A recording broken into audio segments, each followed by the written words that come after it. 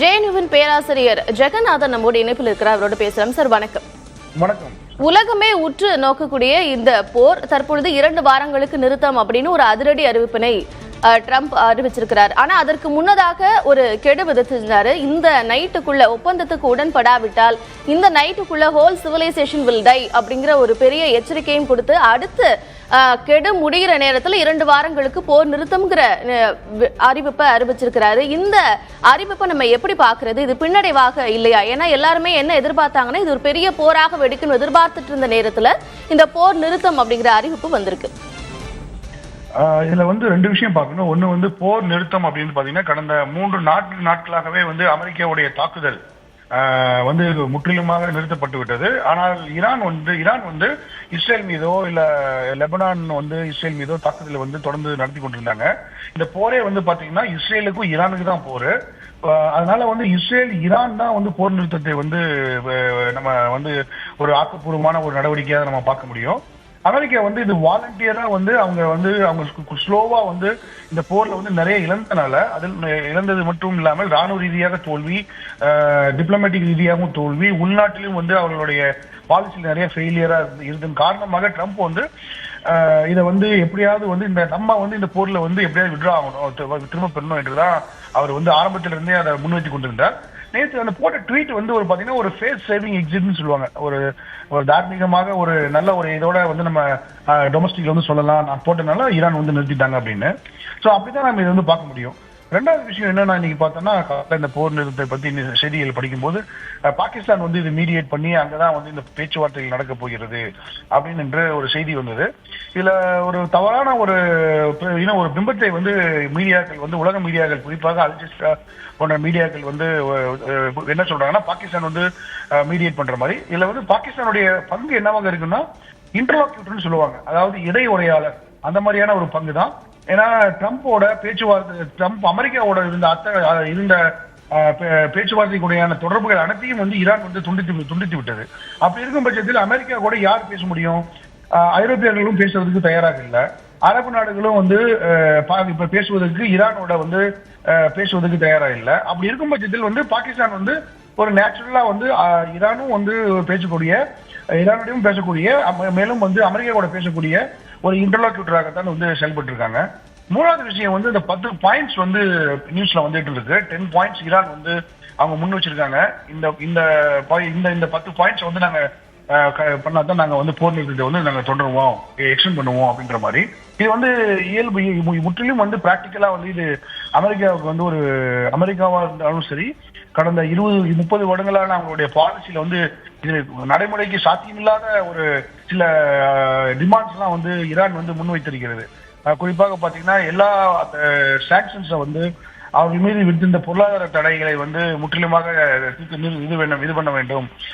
மேலும் இனிமேல் மத்திய கிழக்காசியால் எந்த ஒரு தாக்குதலையும் ஈரான், குறிப்பாக ஈரானை தாக்குதலில் அமெரிக்கா ஈடுபடக்கூடாது. இது போன்ற ஒரு விஷயங்கள்லாம் பாத்தீங்கன்னா முற்றிலும் எந்த அமெரிக்கர்களும் ட்ரம்ப் மட்டும் இல்லாமல் வேற யார் வந்தா கூட அமெரிக்க லீடர்ஷிப் ஏத்துக்க மாட்டாங்க. சோ அது டோட்டல் சரண்டராக தான் பார்ப்பாங்க அமெரிக்காவோடது. சோ இது பேச்சுவார்த்தை நடந்தாலும் இது அமெரிக்கா இந்த போரிலிருந்து எப்படியாவது வெளியே வருவதற்காகத்தான் ஒரு நடவடிக்கையாகத்தான் பார்க்கப்படுகிறது. மேலும் இஸ்ரேல், ஈரான் இவர்கள் 2 பேருக்கு தான் போர். அதில் ஏதாவது ஒரு ஆக்கப்பூர்வமான ஒரு போர் நிறுத்தத்தை ஒரு நிரந்தர போர் நிறுத்தமாக அந்த பார்க்க முடியும். இப்ப நீங்க சொன்னது போலவே இஸ்ரேலுக்கும் ஈரானுக்குமான போர் தான் இது அப்படிங்கிற கருத்தை முன் வச்சிருக்கிறீங்க. தற்போது வரை அமெரிக்காவினுடைய இந்த போர் நிறுத்தம் குறித்து இஸ்ரேல் எந்த ஒரு முடிவையும் தெரிவிக்கல. அது மட்டும் இல்லாம லெபனான்ல ஹிஸ்புல் அமைப்புகள் மீது 2 முறை தாக்குதலை இஸ்ரேல் தொடர்ந்து இருக்கிறாங்க. இப்ப இஸ்ரேலுடைய நிலைப்பாடு என்னவாக இருக்கு? இஸ்ரேல் நிலைப்பாடு என்னன்னா, இந்த போரை அவர்கள் தொடர்ந்து நடத்தக்கூடிய ஒரு நிலையாகத்தான் தெரிகிறது. அதற்கு காரணம் என்னவென்றால், அவர்கள் இந்த போரை தொடங்கும் போது இதில் அமெரிக்கா தலையிட்டால் மற்ற ஐரோப்பிய நாடுகள் இணைவார்கள். ஐரோப்பிய நாடுகள் இணைந்தால் மற்ற நாடுகள் சைனா போன்ற ரஷ்யா போன்ற நாடுகள் விலகி கொள்வார்கள். அப்படி இருக்கும் பட்சத்தில் ஈரானை நம்ம முற்றிலுமாக ராணுவ ரீதியாக அங்க இருக்கக்கூடிய அந்த அரசியல் அமைப்பு அரசியல் அதிகாரத்தை வந்து நம்ம முற்றிலுமாக வந்து செலுத்தி விட்டு நமக்கு ஒரு நல்ல நண்பர்களாக உள்ள ஒருவரை வந்து நம்ம நியமிக்கலாம் அப்படின்ற ஒரு பிளானோட தான் அவங்க போனாங்க. பட் அவங்க எதிர்பார்க்கல ஈரானோட இவ்வளவு பெரிய ரெசிலியன்ஸ் சொல்லக்கூடிய அவர்களுடைய தாக்குதல் வந்து எதிர்பார்க்கல. ஐரோப்பியர்கள் வந்து இவர்களோட இணையவில்லை, ட்ரம்பை வந்து கைவிட்டு விட்டார்கள். ஸோ இதெல்லாம் எதிர்பாராத செயல் இருக்கும் சூழலில் வந்து இப்போ ஈரான் வந்து அவர்கள் தான் வந்து இழந்திருக்கிறார்கள். குறிப்பாக மத குருவை இழந்திருக்கிறார்கள். அவர்களால் தொடர்ந்த போர் கிடையாது, இது வந்து இஸ்ரேல தொடர்ந்த போர். இஸ்ரேல் வந்து நாளைக்கு வந்து இஸ்ரேல் வந்து நாங்கள் இனிமேல் வந்து ஈரானை வந்து நாங்கள் ராணுவ ரீதியாக தாக்க மாட்டோம் அப்படின்ற உறுதி வந்து கொடுக்க முடியாது. ஸோ அதனால வந்து இஸ்ரேல் வந்து இந்த போர் ஒப்பந்தத்துக்கு வந்து அவர்கள் வந்து கண்டிப்பாக வந்து அமெரிக்க அதிபர் வந்து இஸ்ரேல் அதிபர் மீது அழுத்தத்தை கொடுப்பார். இந்த சீஸ்பேர்ல வந்து நீங்களும் வந்து கலந்துக்குங்க, நீங்களும் வந்து போரை நிறுத்துங்கள் என்று அவர் சொல்லுவார். ஆனால் நெத்தன்யாகு வந்து அந்த முடிவை எடுப்பாரா என்பது பொறுத்திருந்தான் பார்க்க வேண்டும். என்னை பொறுத்த வரைக்கும் இஸ்ரேல் வந்து இந்த சூழல வந்து அவர்கள் வந்து அந்த போர் நிறுத்தத்தை வந்து அவர்கள் கண்டிஷன் வந்து வேற மாதிரியாக இருக்கும். என்னவாக இருக்கும் என்றால் அங்க இருக்கிற ஈரானுடைய அனைத்து அணு உலைகளையும் வந்து முற்றிலுமாக கைவிட வேண்டும் அப்படின்ற கோரிக்கை வைப்பார்கள். அதுவும் வந்து சாத்தியமில்லாத ஒரு செயலாக தான் பார்க்க முடியும். ஈரான் வந்து அதுக்கு ஒத்துக்கொள்ள மாட்டார்கள். ஸோ இப்படி இருக்கும் பட்சத்தில் பாத்தீங்கன்னா இஸ்ரேல் ஈரான் அந்த கான்ஃபிளிக்ட் வந்து அந்த வார் வந்து இந்த பேச்சுவார்த்தை நடக்கக்கூடிய 2 வாரங்கள், அதாவது பேச்சுவார்த்தை நடக்க தொடங்கினால், ஏன்னா இது வந்து ரொம்ப சொல்லுவாங்க ஃப்ரெஜைல் சீஸ்ஃபயர்னு சொல்லுவாங்க. அதாவது எந்த நேரத்திலும் ஒரே ஒரு ஃபயர் பண்ணா, ஒரு மிசைல் ஃபயர் பண்ணாலே இந்த போர் நிறுத்தம் வந்து முடிவு கொண்டதாக என்ன பண்ணும். அது அந்த மிசைல் ஃபயர் பண்றது வந்து ரொம்ப கடினமான காரியம் இல்லை. யாருக்கும் கட்டுப்பாடு இல்லை. ஏன்னா இப்ப அமெரிக்கா சொன்னா இஸ்ரேல் கேட்க மாட்டாங்க. அமெரிக்கா சொல்றத வந்து பாகிஸ்தான் மூலமாக ஈரான் சொன்னாலும் ஈரான் ஏற்றுக்கக்கூடிய ஒரு சூழலும் இன்னைக்கு இல்லை. ஏன்னால் அவர்கள் வந்து மிகவும் பாதிக்கப்பட்டிருக்காங்க. இந்த மேலை நாடுகள், ஐரோப்பிய நாடுகள் வந்து இதுல வந்து தலையிடவில்லை. இந்த சீஸ்ஃபயர்ல வந்து அவர்களுடைய என்ன கொள்கையா இருக்கும் என்று தெரியவில்லை. அதனால வந்து ஒரு கிரெடிபிள் ஆக்டர் வந்து மீடியேட்டர் இல்லாதனால வந்து இது வந்து ரொம்ப ஒரு வீக்கான ஒரு ஃப்ரெஜைல் சீஸ்ஃபயரா தான் நம்ம பார்க்க முடியும்.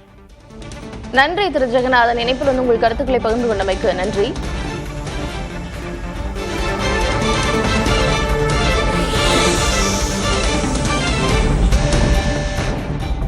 ஈரான் அமெரிக்கா இடையேயான போர் நிறுத்த அறிவிப்பால் கச்சா எண்ணெய் விலை 20 விழுக்காடு குறைந்திருக்கிறது. $119 அளவுக்கு இருந்த ஒரு பீப்பாய் கச்சா எண்ணெய் தற்போது $100 கீழ் குறைந்திருக்கிறது. இந்த அண்மை செய்தியை பார்க்கிறோம். விவரங்களோடு இணைந்திருக்கிறார் செய்தியாளர் கணபதி. அவரோடு பேசலாம். கணபதி, போர் நிறுத்த அறிவிப்பை தொடர்ந்து கிட்டத்தட்ட 20 விழுக்காடு அளவுக்கு கச்சா எண்ணெய் விலை குறைந்திருக்கிறது. தொடர்ந்து கோல்டும் ஏறும் அப்படிங்கிற ஒரு தகவலையும் பார்க்கிறோம். என்ன விவரம்? நிச்சயமாக, அதாவது உலக பொருளாதாரத்தை பொறுத்தவரை மிகவும் நிம்மதி அளிக்கக்கூடிய விஷயமாக இந்த தற்காலிக போர் நிறுத்த அறிவிப்பு வந்திருக்கிறது. ஏனென்றால் ட்ரம்ப் விதித்த கெடு முடியும் நிலையிலே பேச்சுவார்த்தை, போர் நிறுத்தம் போன்ற விஷயங்களில் உடன்படிக்கை ஏற்படாவிட்டால் மிகவும் கடுமையான தாக்குதலை அமெரிக்கா மேற்கொள்ளும் என ட்ரம்ப் எச்சரித்திருந்தார்.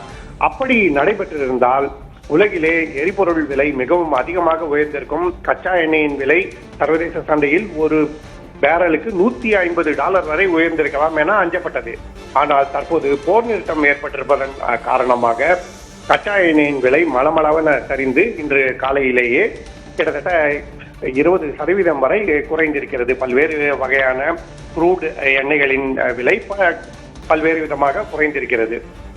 இப்படிப்பட்ட சூழல் நீடித்தால் மேலும் கச்சா எண்ணெயின் விலை படிப்படியாக குறையும் என எதிர்பார்க்கப்படுகிறது. குறிப்பாக ஹோர்முஸ் நீரிணையில் தற்போது சிக்கியிருக்கும் கப்பல்கள் விரைவாக அங்கிருந்து கச்சா எண்ணெய், சமையல் எரிவாயு போன்றவற்றை ஏற்றிக்கொண்டு அங்கிருந்து பயணப்பட்டால் இதன் மூலமாக உலக நாடுகளிலே எரிபொருள் விலை வெகுவாக குறையும் என எதிர்பார்க்கப்படுகிறது. நிச்சயமாக கணபதி, கச்சா எண்ணெய் விலை குறைஞ்சிருக்கிற அதே நேரத்தில் பங்கு சந்தையினுடைய நிலை என்னவாக இருக்கும் அப்படிங்கிற கேள்வி எழுதிருக்கு. அதனுடைய நிலை என்ன? இந்திய பங்கு சந்தைகளிலே மிகவும் வேகமான உயர்வு ஏற்படும் என இன்று கருதப்படுகிறது. நிப்டி கிட்டத்தட்ட 600 முதல் 700 புள்ளிகள் வரை உயரும் என தற்போதைய தகவல் படி, தற்போதைய வணிக நிலவரப்படி தெரிவிக்கப்பட்டுள்ளது. ஆகவேதான் இது மிகவும் முக்கியத்துவம் வாய்ந்ததாக பார்க்கப்படுகிறது. கடந்த 1 மாதங்களாக தொடர்ந்து இந்திய பங்கு சந்தையிலே வீழ்ச்சி ஏற்பட்டு வந்தது. தங்கம், வெள்ளி விலையில் கூட வீழ்ச்சி ஏற்பட்டது. அந்த அளவுக்கு உலக பொருளாதாரம் பாதிக்கப்படும் என்ற அச்சம் நிலவியது. அந்த அச்சம் தற்போது தற்காலிகமாக நீங்கி இருப்பதன் காரணமாக இந்திய பங்கு சந்தைகளிலே ஏற்றம் ஏற்படும் என கருதப்படுகிறது. அத்துடன் முக்கியமாக இன்று ரிசர்வ் வங்கி தனது கொள்கையை அறிவிக்க இருக்கிறது. அதாவது வட்டி விகிதங்களில் ஏதேனும் மாற்றம் இருக்குமா இல்லையா என்கிற விவரங்களை இன்று அறிவிக்க இருக்கிறது. மாற்றம் ஏதும் இருக்காது என அறிவிக்கப்பட்டாலும் இந்த போர் தாக்கத்தால் பொருளாதார பாதிப்பு ஏற்படுகிறது. அதை சரி கட்டுவதற்கான நடவடிக்கைகள் அந்த அறிவிப்பிலே வெளியிடப்படும் என எதிர்பார்க்கப்படுகிறது. இதுவும் இந்திய பங்குச்சந்தைகளுக்கு ஊக்கத்தை தரும் ஒரு விஷயமாக இருக்கிறது. ஆனால் மிகவும் முக்கியமாக இந்த ஈரான் போர் நிறுத்தப்படுகிறது என்ற செய்தியை நிப்டி கிட்டத்தட்ட 600 முதல் 700 புள்ளிகள் உயரம் வரை தாக்கத்தை ஏற்படுத்தி இருக்கிறது. இந்திய அரசை பொறுத்தவரை ஹோர்முஸ் நீரிணையில் சிக்கி இருக்கும் கப்பல்கள், அதாவது இந்தியாவுக்கு கச்சா எண்ணெய் மற்றும் எரிவாயு போன்ற மூலப்பொருட்களை கொண்டு வரும் கப்பல்களை விரைவாக அங்கிருந்து இந்தியாவுக்கு கொண்டு வர வேண்டும். மேலும் இந்தியாவிலே இருப்பை அதிகரிக்க வேண்டும். கச்சா எண்ணெய் இருப்பாக இருந்தாலும் சரி, அது சமையல் எரிவாயு இருப்பாக இருந்தாலும் சரி, இரண்டையுமே அதிகரித்து பிரச்சனை ஏற்படாமல் பார்த்துக் கொள்ள வேண்டும் என்ற நடவடிக்கைகள் எடுக்க திட்டமிடப்பட்டிருக்கிறது. கார்த்திகா. நிச்சயமாக கணபதி, இந்த போர் நிறுத்தம் எதிரொலியாக இந்திய பங்குச்சந்தைகளிலும் நல்ல ஏற்றம் நிலவ வாய்ப்பு இருப்பதாக சொல்லப்படுகிறது. கச்சா எண்ணெய் விலை 20 விழுக்காடு வரை குறைந்திருக்கிறது. விவரங்களை வழங்கியமைக்கு நன்றி. மீண்டும் பேசலாம்.